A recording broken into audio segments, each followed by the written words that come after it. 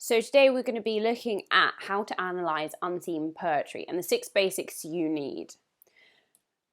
Now, the problem with unseen poetry, and especially when you have an exam doing unseen poetry, it's exactly that, unseen. You've never seen it before. So you've got exam pressure, you've got exam time constraints, you've got no context, you've got no information at all. So you're having to go on exactly what you've seen just there on the page. You have maybe, I don't know, half an hour, 45, 50 minutes to write an essay on this poem. I mean, that's going to make you feel pretty stressed, or it can do. But if you know these 6 basics, you can actually analyse an unseen poem. And even if you get stuck with what it means straight away, don't worry, these are the things you need to do. So over the course of this video, we are going to be looking at form, structure, punctuation, tone, language, and meaning.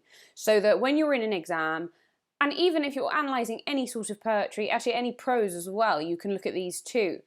But you can keep in your eye form, structure, punctuation, tone, language, and meaning, and analysing them in this order also helps, so that you can come to some sort of analysis, whether you understand the meaning of the poem or not. And by analysing basics 1 to 5, you will actually figure out what the meaning of the poem is, or at least enough to answer an exam question. So let's get started with form. So, what is form? Well, quite simply, form is what it looks like. Form is the shape. So, for example, if you have a poem, it could have short lines, long lines. The technical words could be a sonnet, a ballad, a haiku, or anything else.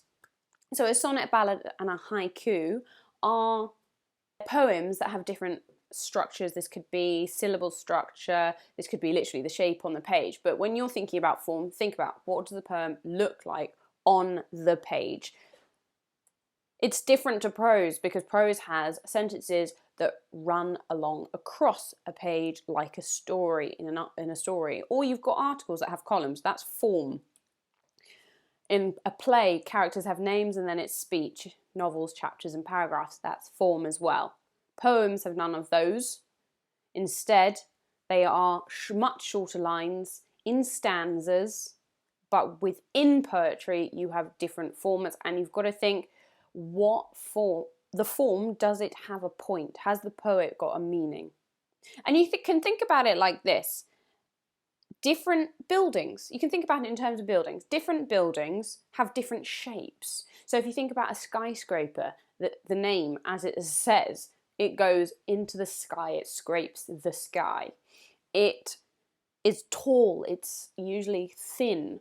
It's not a long flat building like a stadium. A museum has a shape. A church, that's a very recognisable shape, or at least the traditional churches are. If you look at a farmhouse, that has a specific kind of shape. So that is the form of the thing. So it's the same in poetry. You want to look at what does it look like? What are the differences if you're doing anything comparatively? Next, structure. So structure, what is it? Well, structure, if you think in terms of a building again, here's a house. The structure is the walls. It's if you think about a big concrete building, the structure are those metal rods that go into the ground that give you the line. So if you see on this PowerPoint, though, you can see the dividing lines between the rooms. That is the structure. The roof is part of the structure. And when it comes to poetry, look at how the poem is built. How many stanzas are there? How many sentences are there? Is there repetition? How many lines in the entire poem and how many lines in each stanza?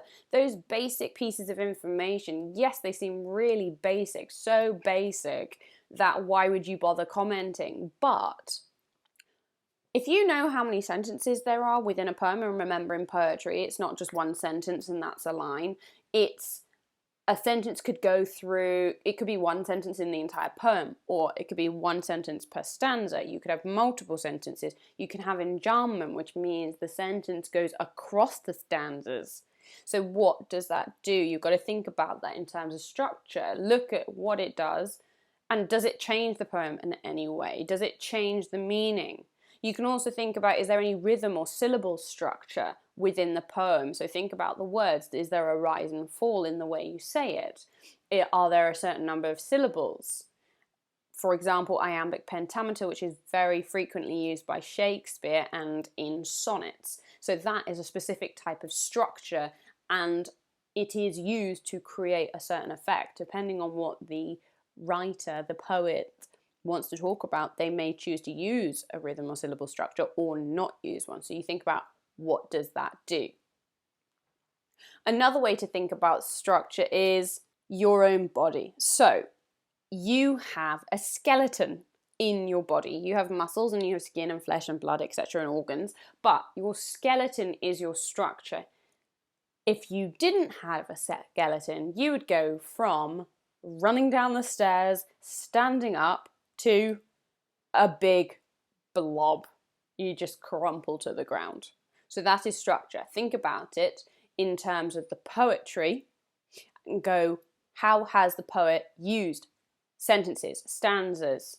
What are they? Notice what it really obviously does and comment on that in your answer. Third, you have punctuation. Now, unfortunately, punctuation, I feel, is being forgotten. People don't know, actually a lot of my students sometimes forget, where do we use an apostrophe when we use pronouns or possessive pronouns? What about commas? What about full stops, semicolons, colons? What is the point in using them? I mean, what's the point in punctuation altogether? Well, the point of punctuation is it tells you how to say something. It tells you when to take a breath. It separates information, and also, very, very importantly, it makes a sentence understandable. Think about it in terms of a building again. Punctuation is like the nuts and bolts and the screws that hold things together. They are very small, but very mighty. If we don't have our punctuation, we would read a sentence like this. But we have punctuation. It tells us when to take a breath. It tells us where information is separated. It separates ideas, and that makes it understandable. It's a tool we can use to make the thoughts in our head and how we write it down understandable to a reader. It helps us communicate our meaning. An example, actually, of some really great examples of the use or not use of punctuation, how it changes meaning, is eats, shoots, and leaves. Now, some of you might know of this from a very famous book called Eats, Shoots and Leaves. So, is it talking about the fact that a panda eats bamboo shoots and leaves? Or is it talking about a panda who eats some foods, shoots something or someone, and then leaves the room? Without that comma, the meaning is ambiguous. Fourth, tone. Now, this one I think people get a little bit confused about, but think about it in this way. Tone is how something is said.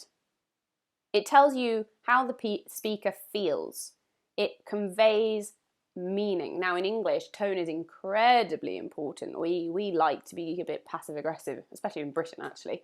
And you can convey one meaning in your tone and something different in your voice. So in the article I wrote to go with this video, I gave the example of, you know, when you go into a shop, you hand whatever it is, you're buying a packet of crisps or chocolate bar, hand it to the lady at the counter, and she asks, can I get you anything else? Now, if she said that, can I get you anything else? It's very personable, it's very inviting. You know that she'd actually like to get you something else. If you'd like it, please, would you like something? I'm here to get it for you.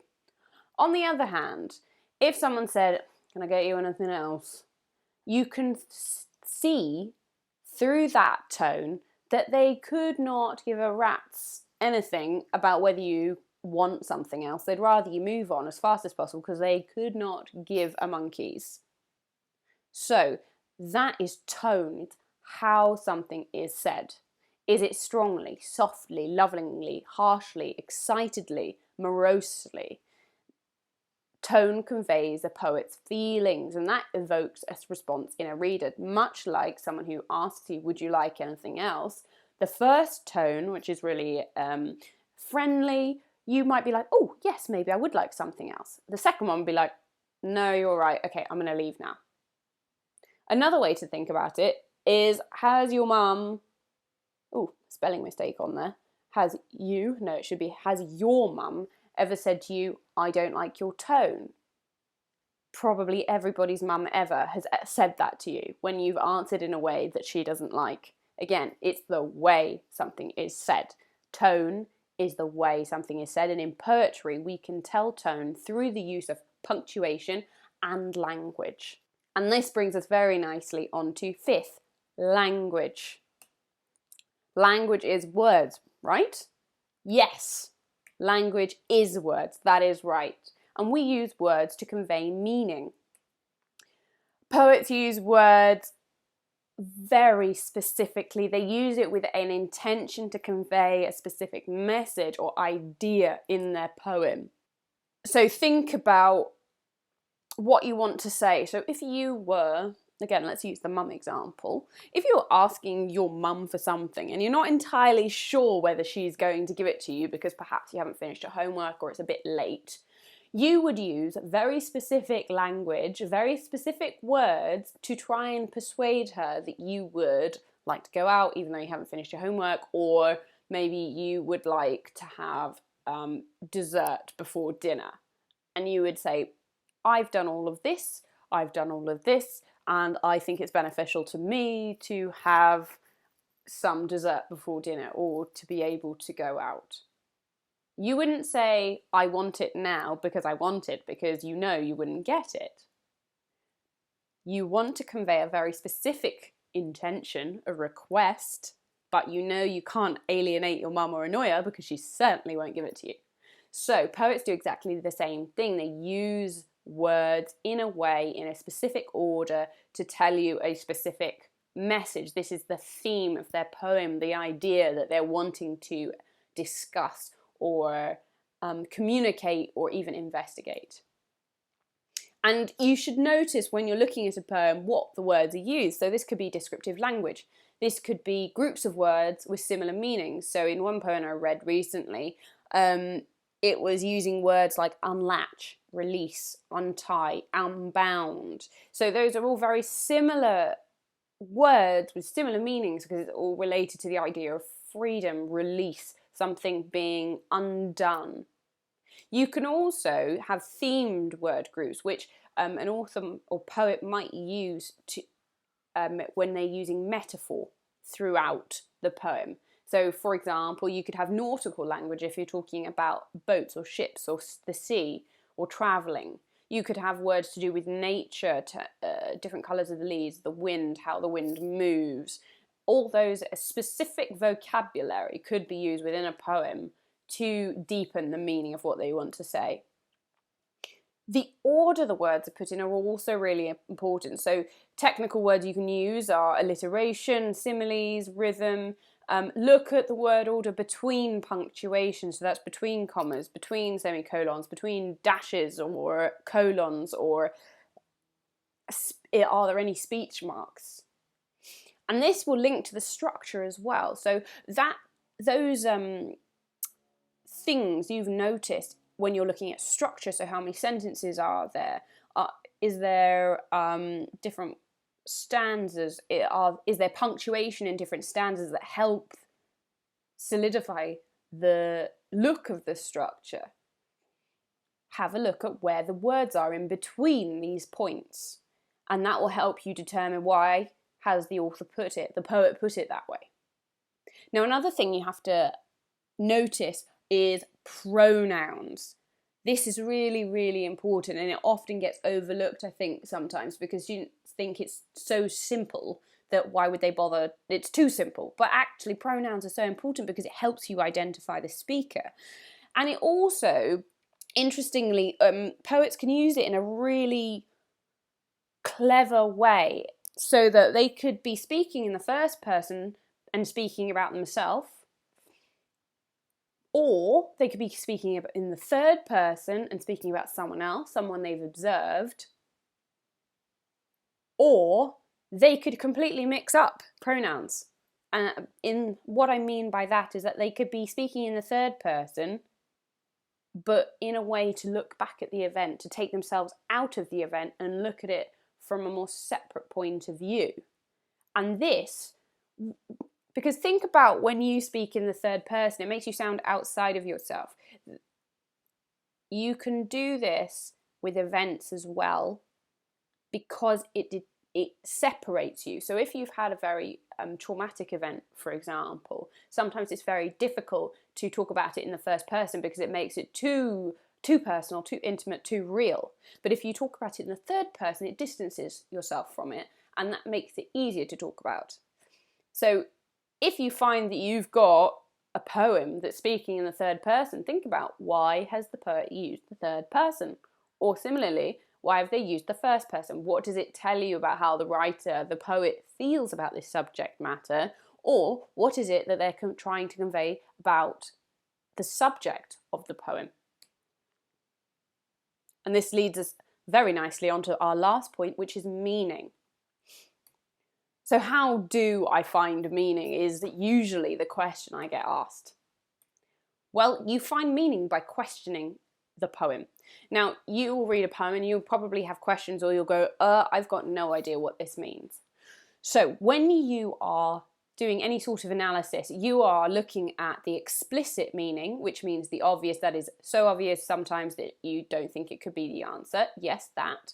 And the implicit meaning, which is the read between the lines meaning. It's why are they using metaphor? Why are they using simile? What is it that the author's trying to tell you about the theme? What do they want you to learn, or what do they want to tell you about what they've learned? You also think about the technical aspects, so that's everything we've talked about in this video already. And how do they help the poet convey meaning? What does it say? Like what? And think about, so I've got another video that will be coming out, which is all about the layers of meaning and how to find them. So I'm just running through really quickly, as this is the basics video on poetry analysis. But it's all about going, here's the obvious meaning. What associations can I realize about what they're saying? What is it the poet's actually saying? And how does the poet convey this? Does the poet use metaphor or allegory? How do they use that to help convey this message? And what do you as the reader understand? What do you feel in response to reading? And as I said, start with the obvious literal meaning and then dig deeper. Remember to state the obvious, as it is often the answer. Now, I've just got a couple other points of note that didn't fit in anywhere on this, but it is worth noting and reiterating. So, state the obvious first. It's usually the answer. I cannot stress this enough. You need to do this when you make your first point of your paragraph. Because if you haven't told the reader what you're talking about or what you're going to analyse, they are not going to have any clue when you start telling me analysis but haven't actually told me what it's about. You're giving the context by telling them what you're actually going to talk about. When you're writing an answer in your exam, make sure you use a quote. And to find a quote, the quote is the thing that told you the answer to the question or gave you the idea. Then when we're talking about spelling, punctuation, grammar, structure, tone and form, everything we've talked about today in this video, they are technical devices. And these technical devices are the support beams to the language. They enhance, they create, they reinforce. And lastly, don't forget about the title. The title, actually, when students read poetry, they read the title in their head, but they don't actually read it out loud. Which I guess I understand why, because you read it in your head and you're like, why am I going to say the title? Well, the title has a point. The title is used and titled by the author because it tells you something about the poem. So use that to your advantage. Have a think. How does the poem relate to the title? What does the title tell you about the poem? So what now? This was a very quick video with just the 6 bases to get you started. For more videos and for more information, check out the YouTube channel and then check out modactutoring.co.uk. I often have articles written up to go with the videos or extra articles on the website. And of course, if you would like private tutoring, please get in contact and we can sort out a one-on-one session to sort out exactly what you want to focus on. Okay, thanks for watching and don't forget to subscribe. Bye-bye for now.